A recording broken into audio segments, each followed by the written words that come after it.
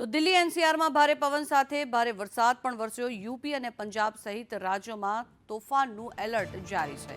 ઉત્તર ભારતના ઘણા રાજ્યોમાં કરા સાથે વરસાદ વરસ્યો છે, ત્યારે યુપી, રાજસ્થાન, હિમાચલ પ્રદેશમાં પણ કરા સાથે વરસાદ વરસી રહ્યો છે। ગોરખપુરમાં વૃદ્ધા અને કિશોરીનું વીજળી પડવાના કારણે થઈને કરુણ મોત નીપજ્યું છે। ત્યારે જો આગળ વાત બસ્તીની કરીએ તો બસ્તીમાં દંપતીનું વીજળી પડવાના કારણે થઈને મોત નીપજ્યું। સીએમ યોગીએ પીડિતોને વળતર આપવા માટે નિર્દેશ આપ્યા છે, પરંતુ છત્તીસગઢમાં પણ તોફાનના કારણે થઈને જનજીવન પ્રભાવિત બન્યું છે। છત્તીસગઢમાં રેલ સેવા 2 કલાક માટે ખોરવાઈ ગઈ હતી, ત્યારે હિમાચલમાં સફરજન, શાકભાજી અને ઘઉંને પણ મોટી માત્રામાં નુકસાન પહોંચે તેવી શક્યતાઓ આ કમોસમી વરસાદના કારણે થઈને જોવામાં આવી રહી છે। જોકે જે વરસાદ વરસી રહ્યો છે તેના કારણે થઈને વાહન ચાલકોને પણ હાલાકી પડી રહી છે। વાહનોની હેડલાઇટ ચાલુ રાખીને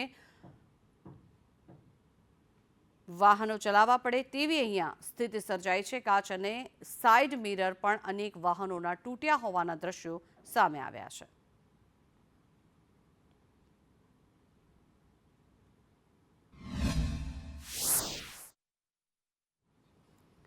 તો આ જે દ્રશ્યો છે એ આપને બતાવવા માંગીશું। સંદેશ ન્યૂઝની ટીવી સ્ક્રીન પર અલગ અલગ વિસ્તારોના આ દ્રશ્યો છે કે જેમાં દિલ્હી કે જ્યાં વરસાદના કારણે થઈને લાંબી કતારો વાહનોની જોવા મળી રહી છે। રોડ ઉપર અનેક સ્થળો પર અનેક વિસ્તારોમાં અહીંયા પાણી ભરાયા છે। ઘૂંટણસમાં પાણી ભરાઈ જતા વાહન ચાલકોને ભારે હાલાકી, જ્યારે પટનામાં પણ અનરાધાર વરસાદ વરસી રહ્યો છે। એક તરફ કાળઝાળ ગરમી પડી રહી છે, ઉનાળો છે, ત્યાં બીજી તરફ ગોરખપુરમાં પણ વરસાદી માહોલ જામ્યો છે।